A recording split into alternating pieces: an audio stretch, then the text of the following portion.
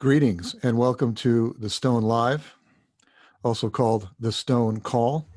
It's Sunday, May 10th, 2020, and I'm Peter Catapano, an editor for the New York Times opinion section and editor of The Stone. The Stone is a regular feature of the opinion section that aims to step back from the news cycle to look at current events through the lens of philosophy or in the spirit of philosophy. We're happy to be speaking with you now through the miracle of Zoom. Today's Stone Call is Fact, Fiction, and Fake News in the Pandemic. We're going to discuss why disinformation and superstition flourish in times of plague and look at the present moment in the media through the lens of history and the literature of plagues past, from the Decameron to today. Before we begin, a quick note to listeners on the call. We want to hear from you, so please submit questions in writing at any time during this event using the Q&A feature in Zoom. You should see it on your screen. We will select some questions to read and answer on the air, so please note this event is being recorded. So let's get started. I'm being joined again by Simon Critchley, the moderator of The Stone. I also call him the Brains. Simon is a philosopher, a New School professor, author of many books, including Tragedy, the Greeks and Us. And we are very pleased to be joined today by Virginia Heffernan. Virginia is a critic, author, Los Angeles Times op-ed columnist, and host of Slate's Trumpcast. Welcome, Virginia. Welcome, Simon. Hi. Thank you very much. Hi, Virginia. Nice to hear you both. I'm happy to hear both of you, having seen you mostly in my inbox. Yes. Right. We have degrees of intimacy that are all very far from each other, seeing each other in person, but we're one step closer, email to audio. Right. And this is very right. This is very intimate, relatively. We have hopefully lots of Times readers and subscribers listening in. And so we're going to chat for a little bit, the three of us. We have lots of questions for Virginia, who does really fascinating work in journalism and criticism and book writing. And then about 20 minutes into that, we'll start taking and answering some questions from you all. So we are heading now into the third month of our official declared pandemic under various states of restriction and quarantine. So let me start by asking you both how you've been doing. How abrupt has the change been for you since this all started? And how are you coping with it? Virginia, let's start with you since you're our guest. Okay. I am, first of all, I was extremely surprised that I was capable of sort of listening to the natural logic of this shut-in. It would be my inclination to put it through all kinds of filters about, what this means for my current preoccupations, I guess my values, my, abiding, grinding, contempt for the president. But I was able somehow to put aside everything that was keeping me up at night, including the forthcoming election. Just follow the hive, take the kids out of school. So you've gotten down with the program.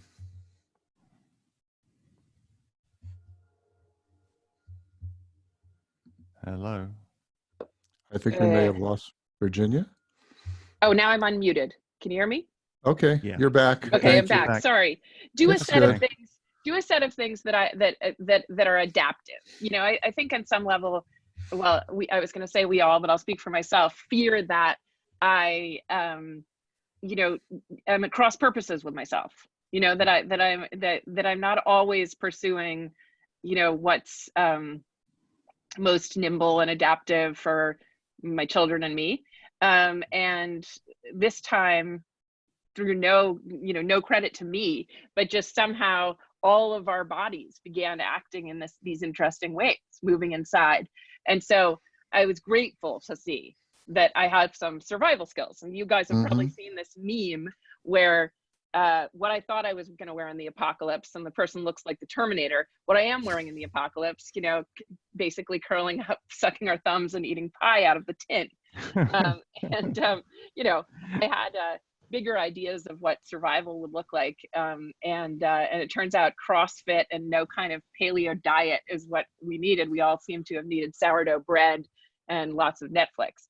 So it turns out this is something I can rise to, and my kids seem to be able to rise to it. Indoorsy people are thriving, and that just, I don't know, I was just happy. It's just a small thing, but I was happy that I'm happy that I've taken to wearing the mask, put it that way, that I don't want to throw off the mask and do what I did as a teenager and smoke 3 packs a day and call that, personal liberty.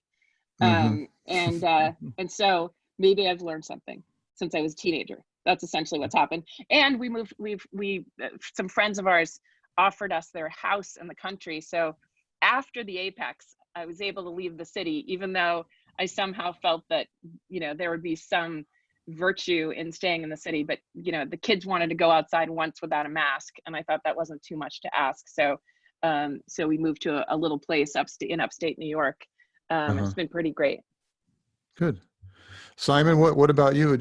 Have you experienced a total collapse in your routine, or have you found some kind of Not really. I'm having a great pandemic. Are you? I'm having there's a lot of too much ramen, an awful lot of ramen, and I like wearing the mask. And mainly because I can silently judge joggers. I'm engaged in silent judgment of joggers. So that's a great pleasure. Yeah. And I can't complain. I mean, there are awful things that have happened in the neighborhood. Cobble Hill Nursing Home in particular, 55 people died. So there's that feeling of being in a mortuary. But I suppose I've always thought of cities as, mortuaries in a way, white sepulchral cities of Conrad's Heart of Darkness. So that feeling of the place as a cemetery is much closer. And it's been a strange period of time. But I mean, for my line of work, for philosophy, it's a philosophical moment. What can you say? Yeah. It suits people. Another meme was introverts. We've been training for this our whole lives. Nothing better than being told you must stay 6 feet or ideally more from other people. And also, what's been great, I mean, we're doing this, and this is good fun, and I like doing it at home as well, which is a pleasure. And then also, I can get to talk to Virginia Heffernan, and that's good. And can I ask a question, Virginia? Yes. To sort of kick things off, because I mean, we're going to get to what we're going to talk about, and in a presently, as they say. But I was fascinated I was reading your book Magic and Loss, which is a brilliant book, and then the last chapter, which is autobiographical, and it amplified something you were saying to me over email about your philosophical background, and your frustration with the philosophy that you were taught, and the way in which you discovered or were introduced to one of the greatest minds produced in this country in the last century, Richard Rorty, and the effect of that, your frustration with the kind of standard versions of atheism that were on offer, and the way in which you've gone from Rorty through concerns in literary criticism and literature into this wider, more capacious, if you like, actually, I think, as you say somewhere, techno spirituality, and you find yourself, I think, in the company of people like William James and Wittgenstein, and I was just fascinated with that itinerary, from philosophy into something altogether more interesting. And I wondered how you made sense of that now. I tried to look back over that chapter because you had mentioned it, and it's something cringy about writing memoir, but it's pretty true to what happened. I want to not back up, but quickly fast forward to something that listeners might be interested in. It's a series by the Washington Post. I don't know how long it's been going on, but it's by people with the disease who currently have the disease, have COVID, describing their sort of minute to minute experience. And the one I read yesterday that went up yesterday was just one of the most powerful documents. I don't think there's anything in plague literature like it. Maybe Keats chronicling his tuberculosis as it happens, but one of the things that this woman, she's not given a name, but she's in Syracuse, does while she's examining her symptoms, it's a kind of as told to, she's interrogating her body and saying, you know, this electricity in my spine, and now it seems like I can't, you know, if I move in my bed, my heart rate feels like I'm, you know, scaling a mountain, and it's just pounding in my chest. But she keeps saying, why is this happening? And one of the moves she makes, even as she is, you know, waiting for her fever to subside or realizing she can't tell the numbers 50 from 70, is just say, I must figure this out. I must figure this out, right? That's one of the things happening in her brain. And everyone says, you know, she's had it for some 40 something days, and that they keep telling her you have to breathe through it. But it rings so true. I mean, for fiction writers, this is an amazing document because it is suffering when you're in the depth of it. And it's very, very hard to represent that to the, you know, without sort of having been there yourself. And I'm sure when she remembers it later, she won't have this clarity. So anyway, it's an incredible project. But the figure this out part and the pain was, you know, an experience of adolescence. And, you know, I think I was aspiring to be a philosopher, but, you know, that an element of the adolescent suffering was just this kind of mandate. I have to figure this out, right?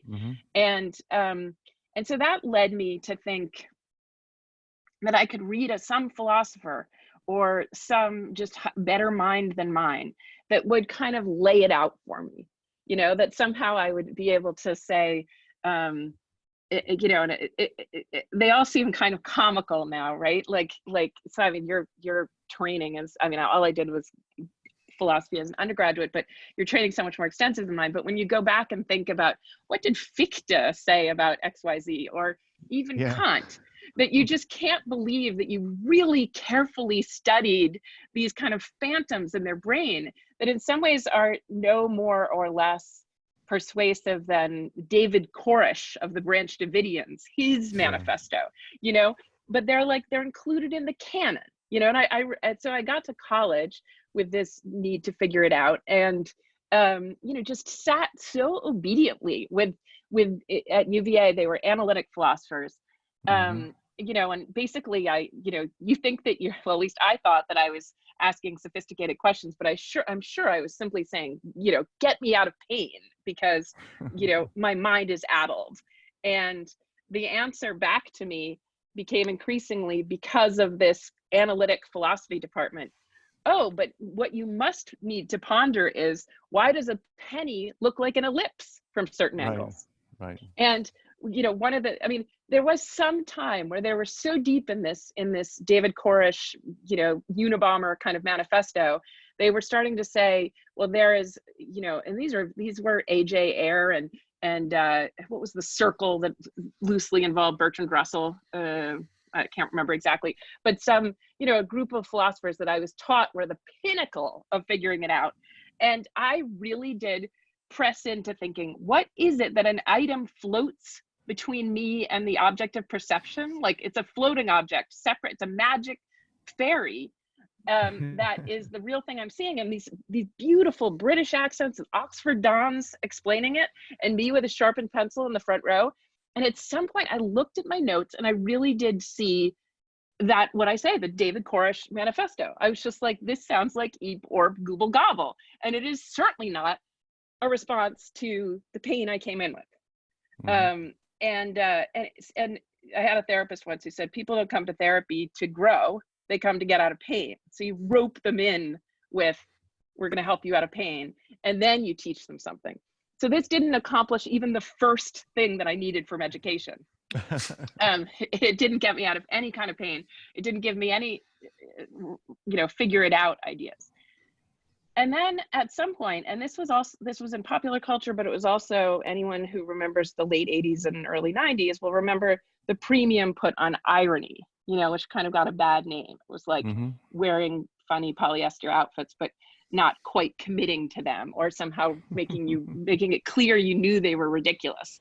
But a more expansive idea of irony really grabbed me. Just to give one sense of like still more embarrassment if I haven't tipped my hand enough of what kind of weird teenager I was. My first ever password for my, when I got an ATM card, whatever, debit card, was irony. And I just thought it was so important. I'd never tell anyone how deep that was to me. But it was just the idea that language somehow like barely alights on the truth. It sort of touches it, and it's like there's sparks created in the way it touches it, but nothing is like coextensive and what has a corresponding relation to things in the world. So I'm looking at the screen, like some of the listeners are, that says fact, fiction, and fake news, which all seem to imply that there's another thing that isn't, facts are the thing in the world, which, philosophers have a hard time naming what that is, but it's, either the thing that can't be spoken, the Tao that can't say its name, or God that's like, we have to think of workarounds to say God's name, but it's out there and we can designate it with something. And fiction and fake news are silly ways that we embellish with mostly lies, the thing that's out there. And I started to get interested in something between fact and lie, and this one is named in this title, fiction. That, fiction,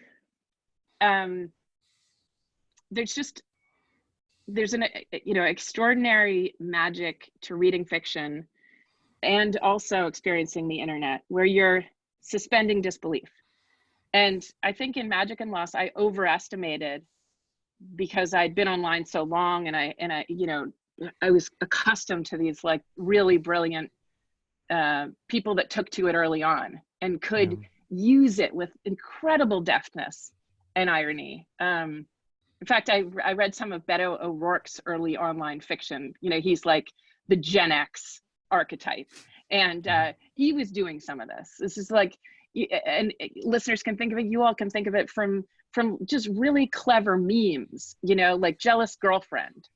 It sort of never gets old, and you kind of are like, wow, this collective mind is amazing. But what is Jealous Girlfriend? Is that a fact? Is it fake news? Is it a lie? No, it's a fiction. And fiction, like folklore, like myths, you make a very particular cognitive investment in fiction. You willingly suspend disbelief. And that, as a beautiful relation and an alternative to figuring it out, as this woman in pain understandably tries to do, that particular cognitive state was the one that I thought, I want to live this way. And that's where Rorty swept in with his idea. And we think of him as a pragmatist, and pragmatism seems so at odds with irony, but not for him. He thought identity claims and the kind of things that you build your private sense of yourself around were fictions, entirely fictions. He Philosophy and the Mirror of Nature, that first book, took Hamlet's quote about the mirror of nature. So the idea that you're holding a mirror up to nature when you speak, that, the word moon is the moon.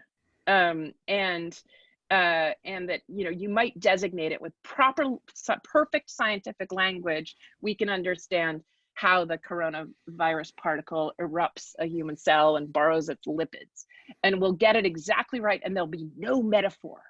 Like, you could talk about the coronavirus, which already has implicit in it the metaphor of the crown, the corona, and you could talk about these protein spikes without thinking about a mace or a morning star or some kind of, weapon of war, and that you might somehow just be able to clean your mind, make it immaculate, like the positivists, like the logical positivists wanted to do with the penny and the ellipse, make it free of all poetry and finally apprehend the world as it is. So that fantasy, Rorty, I mean, just to see how tired he got of it, there's a way, and I miss this with the kids going to the classroom with teachers. It doesn't always work this way, but there's something in just the way a mentor talks. You know, Rorty's signature gesture was the shrug. Yes. You I know, remember it this well. kind of, yeah, exactly, right? This kind of posture of just indifference. Like someone would ask him for a fact. The philosopher Berkeley, or is it Barclay? And, you know, Rorty just shrugged and said, I think Barclay said Barclay, but say whatever you want, right? Because he's never going to say the exact pronunciation of it as Barclay. He will not commit to, I have a clear apprehension of the world and you don't. And he did that with questions about power, about race. And it was extremely frustrating, as you know, to you know, empirical positivist philosophers, which is, you know, almost everyone else. Right. And even when he died in 2007, the obituaries for him were kind of lukewarm, and the memories of him were lukewarm. Yeah, because he was so maddening to people. And you know, I'll give an example. You know, from the left. I mean, I also had, you know, kind of a feminist education, and at some point someone said, because he was very invested in activism, make your public life humane, make your private life beautiful, and keep them on two different tracks. And so, and he said, someone said, well, what do you think about the gaze of the other? I don't know if anyone remembers this. Basically the sense datum of, you know, feminist deconstructionists. What do you think about the gaze of the other as this kind of overarching thing? And he just shrugged and said he wished people did not have to believe in something like that to get more beds for AIDS patients. Right. And someone else said Martin Luther King, though, Christian, he's, you know, did all these things. And he just said, like, it was kind of sad. He was like, I just wish he hadn't had to believe in all that, you know, just, but, you know, he admits that a lot of people are inspired by the idea that they alone apprehend reality, or only they and their clique apprehend reality and other people don't. And that can inspire some people to great action, but he thinks it's much, much more damaging. And I'll just end on one thing also, you know, about the left, about where I live politically. You know, this idea that we understand science and everybody else is just a moron who lives in conspiracy theories is extremely dangerous. Absolutely. And, you know, yeah. So I guess also that's part of the reason I want to say it's common sense, the sense of the body that's keeping me inside, not some special relationship with data or with microscopes, electron microscopes, that lets me see the virus more clearly than anyone else. It's simply common sense, ordinary language, as Wittgenstein would say, and, you know, aligning myself without some fanciful tending toward, you know, really Byzantine theories on one side or the other has been the thing that keeps me home. And thus I believe is true. Sounds pretty good to me. So Virginia, I was wondering how you, you know, obviously we're also here to think about what you take away from the past and, you know, these studies and also history. You know, how do you see this sort of manifesting in what's going on now? I see, obviously we all see sort of different narratives taking hold in different places, disagreement. I definitely get your point about everybody sort of recognizing the same reality about the physical danger and what's needed to hold it off. But there's clearly lots of other things circulating. So I was wondering what you have been making of those as well. Yeah, well, just one cheer, two cheers. How about that? One and a half for disinformation. And I know this is, I mean, this is just, it's such a such a sensitive subject, because we're in a time like various periods in the Catholic Church where some people know how the Trinity works, and other people know only lies, and they're heretics and not heretics. And this has manifested itself recently in sort of people shouting at joggers who don't properly wear their masks or occasionally take them off to gulp air in Brooklyn, and they're being shouted at people for this. I do that. Sorry? I do that. You do that? I do that in my head. Well, I kind of shout and judge joggers even in non-plague years, because I, as usual, like in these things, I think they think they're better than I am. So I need to get there first. Right. And yeah. So while they're not thinking about me at all, I dream up reasons that they're like taxing their knees or whatever. But, trying to steer clear of that, these mask wars are extremely interesting, because what a nice semiotics to think about masks. I mean, there are a lot of, the history now in France of banning masks, and people don't like masks. They do like masks. Sometimes sort of weaker, more endangered people want to cover their face, and others want them to keep their face available for cameras, for admiration, for contempt, whatever.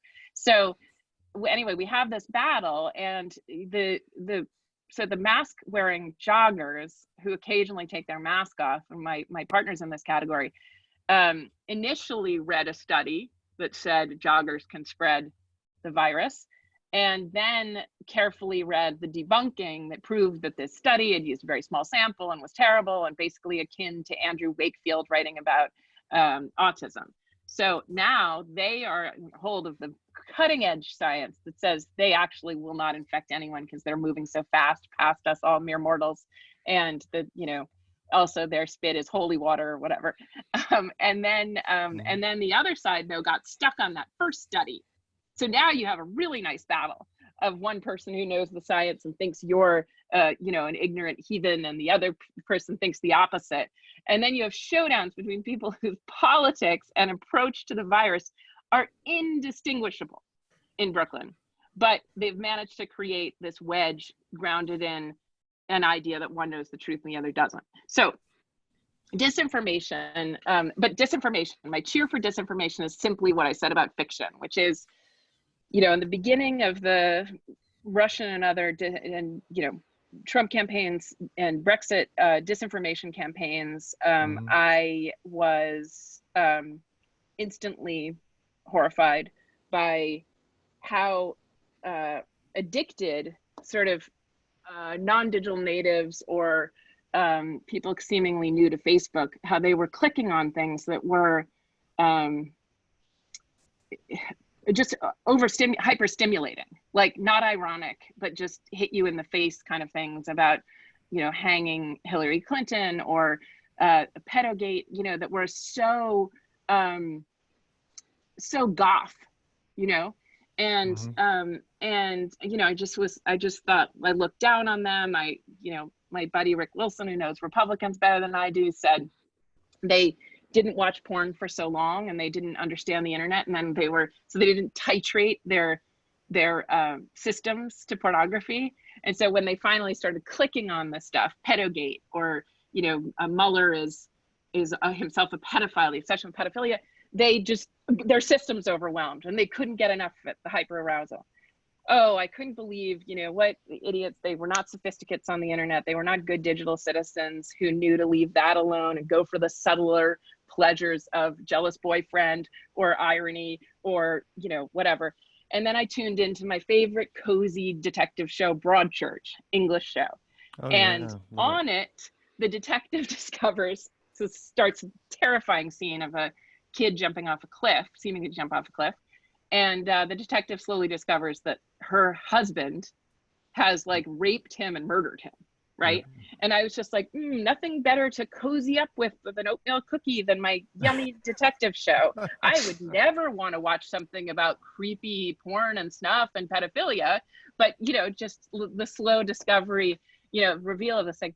And I did think, and I wrote a story in Wired, that Netflix may be saving us right now, because it trains the mind. And part of the way we binge it, it takes about as long to read a long novel, maybe, as to watch a season of a Netflix show. You're just in that space where there's a lot of pleasure and a measured amount of arousal in this experience. And no part of you thinks this is history or news. Like, you couldn't even believe it if you tried. And yet, how are you watching people, on a show lit a certain way and not deciding this is reality TV and these people really exist? And I think it's that training in fiction.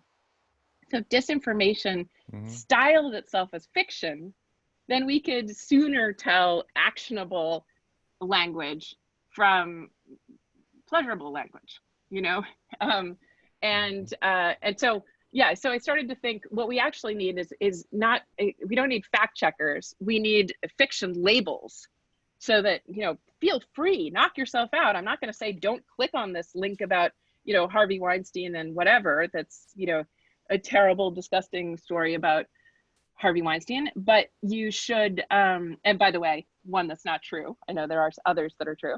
But take it and sub in the names Bugs Bunny and whatever else, or whatever it takes for you to pass it by, to get into that state between fact and falsity, because those two things make you clamp down hard. And that's the place where Richard Rorty thought we get in danger. Right. Yeah.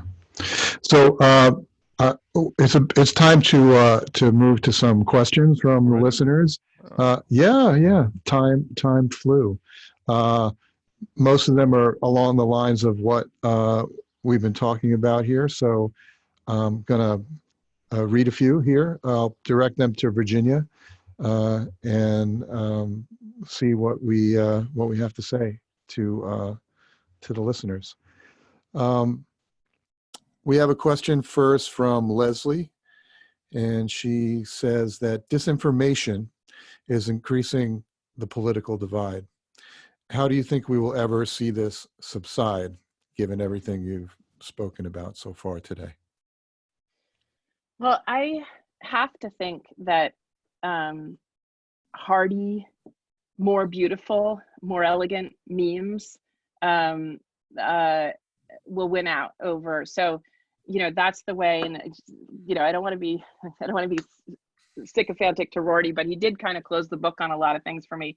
And in Richard Rorty's view, for him, the lesson of the paradigm shift, Thomas Kuhn theory, was that the simpler, more elegant, more beautiful explanation wins out over the more complex one. And just very quickly, what the example in the Thomas Kuhn book about scientific revolutions is that Ptolemy, the precursor to Copernicus, could explain everything Copernicus could. He had an explanation for everything.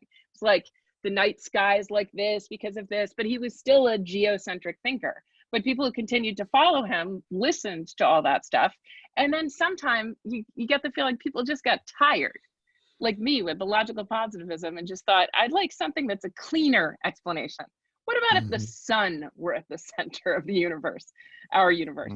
And then suddenly everything was a lot easier. So my take on the way that disinformation or let's say dangerous, inelegant memes might lose out. So like Trump's recommendation that people swallow bleach. Well, in a literal way, they're the people calling the poison center who've been derailed by actually swallowing bleach. But then there's just I think that staying inside and wearing a mask might be better than drinking bleach and injecting Lysol. And just the simplicity of our response of stay inside, subvert our economic interests to our physical interests, just with this particular pandemic, is like, you listen to the right throwing spaghetti at the wall to say it's the Wuhan virus, it was caused by right now Trump is saying, I think right before we started this, Trump said Obamagate, right? What the hell? How will we ever remember why like why Obamagate would be relevant when, you know, my aunt just died.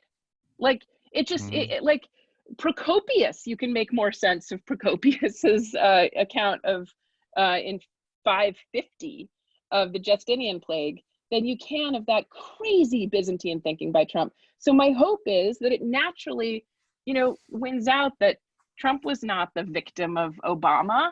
You know, that doesn't, you won't even be able to explain to your children how anybody got there.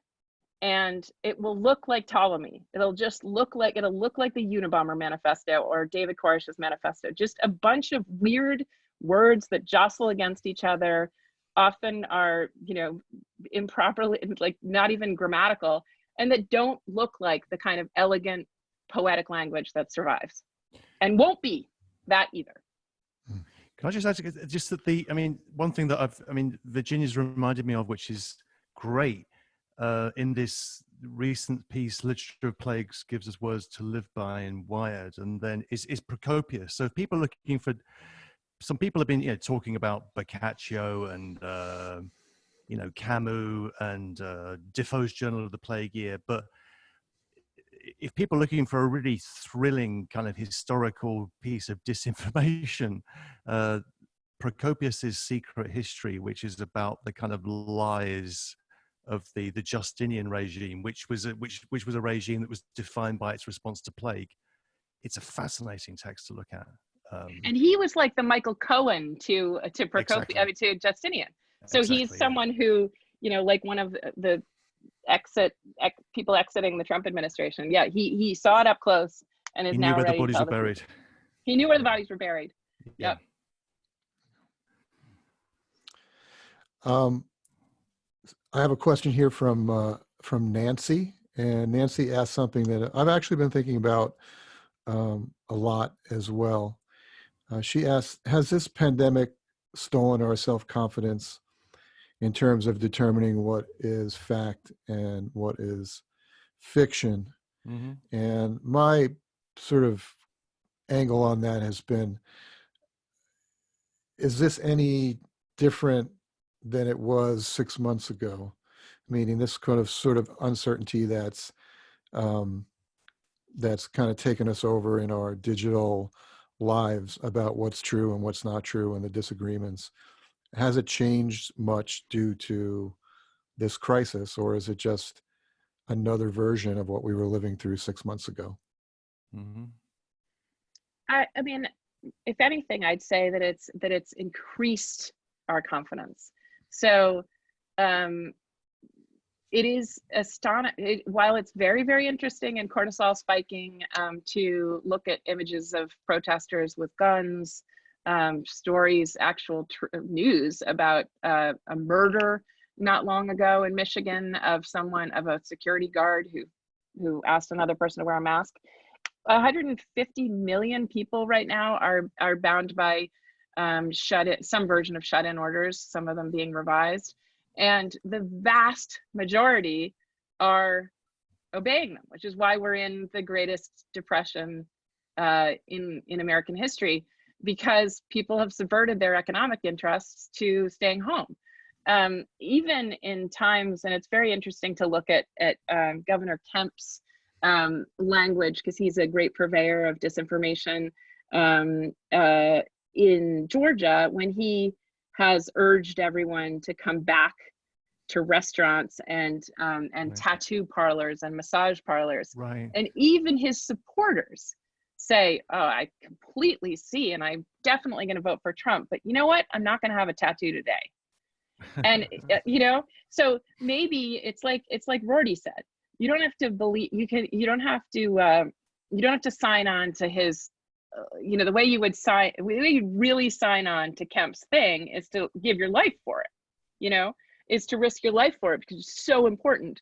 But no, for once, our politics and even our financial well-being is less important than our deep common sense, that it's not time to, you know, go to the Waffle House or walk around without a mask.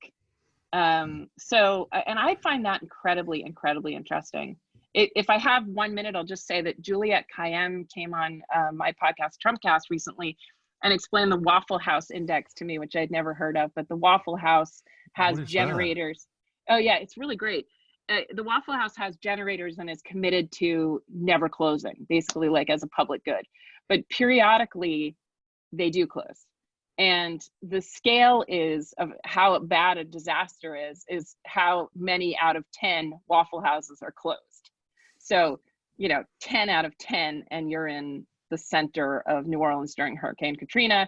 3 out of 10, it's, you're in Dallas and the storms are in Houston, that kind of thing. Anyway, there's a new part of this, which speaks to, which makes still more subtlety in the index, which is there are a lot of Waffle Houses that are open in Georgia and they are empty.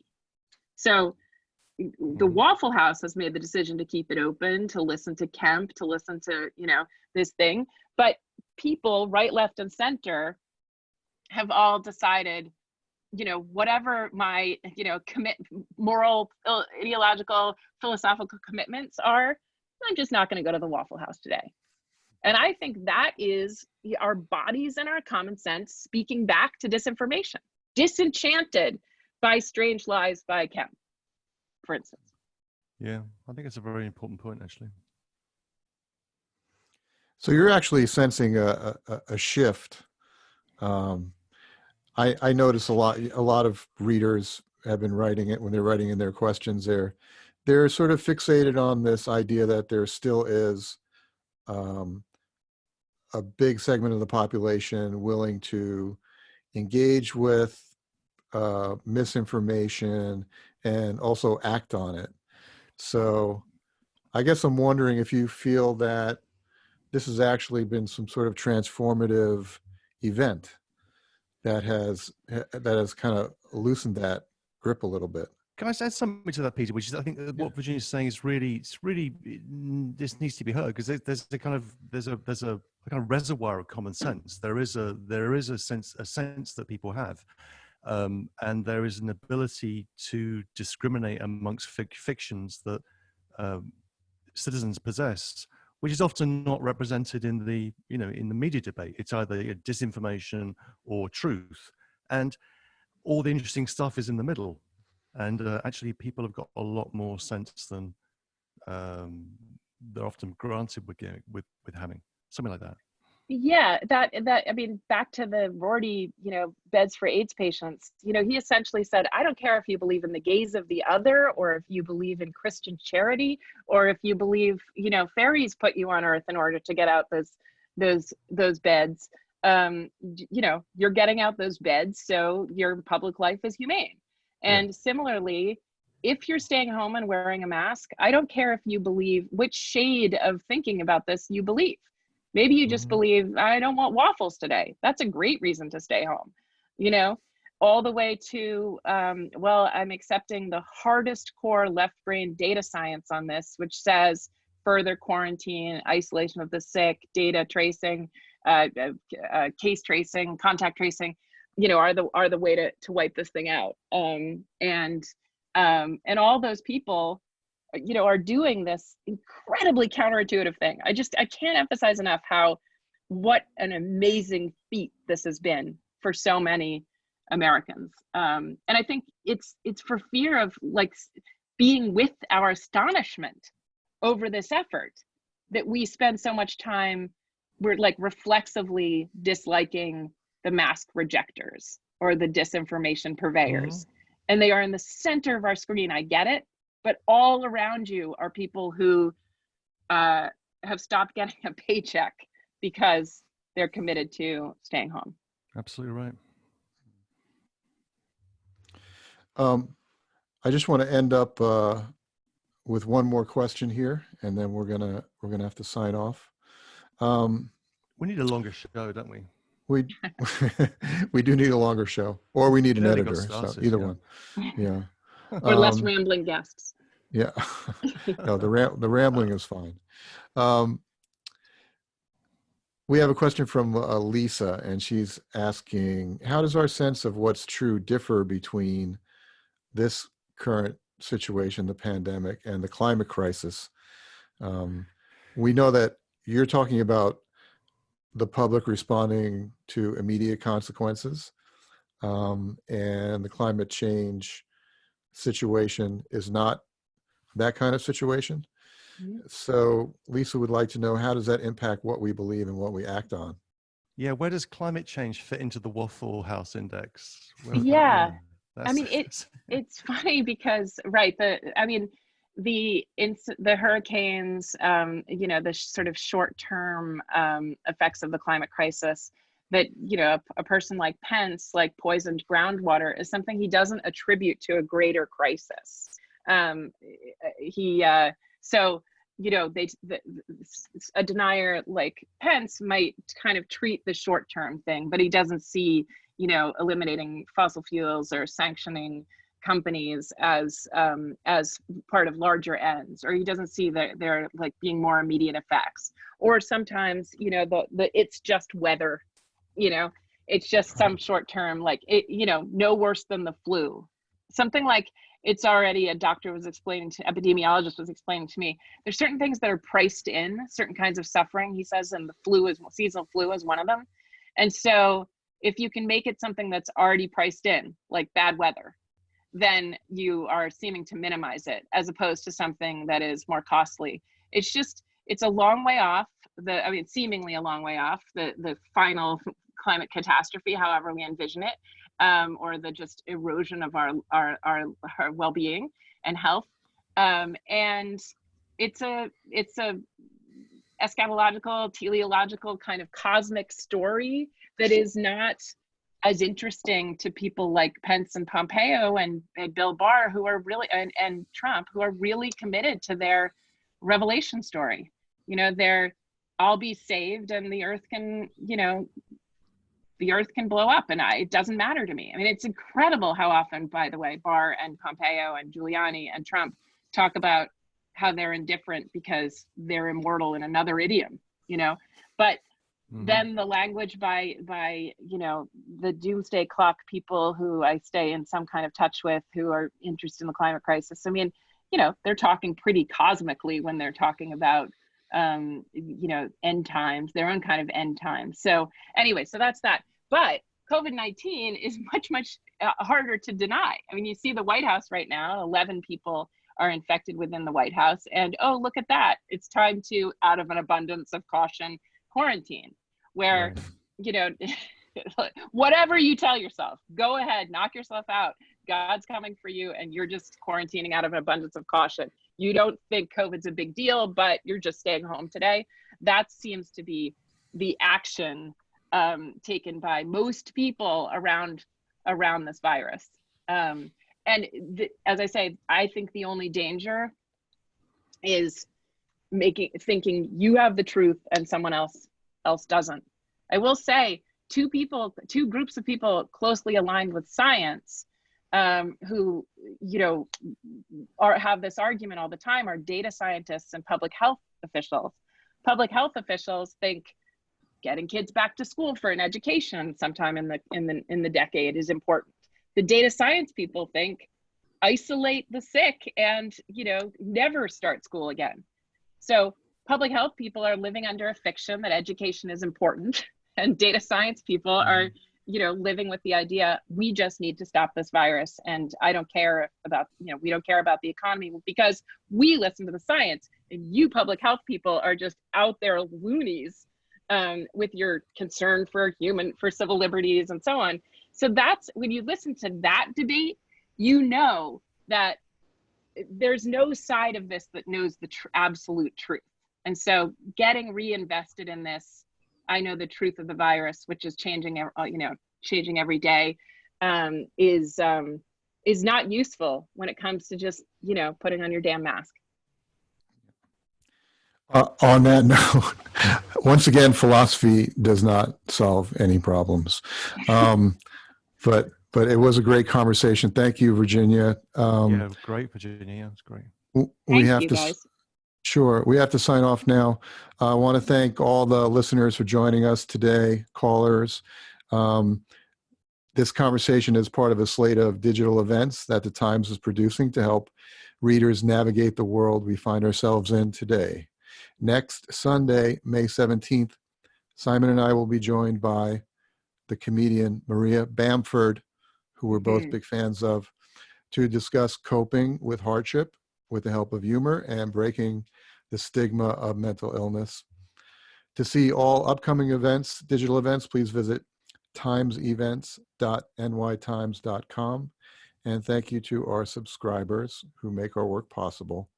We look forward to speaking with you again. Have a good night, Thanks, everybody. everyone.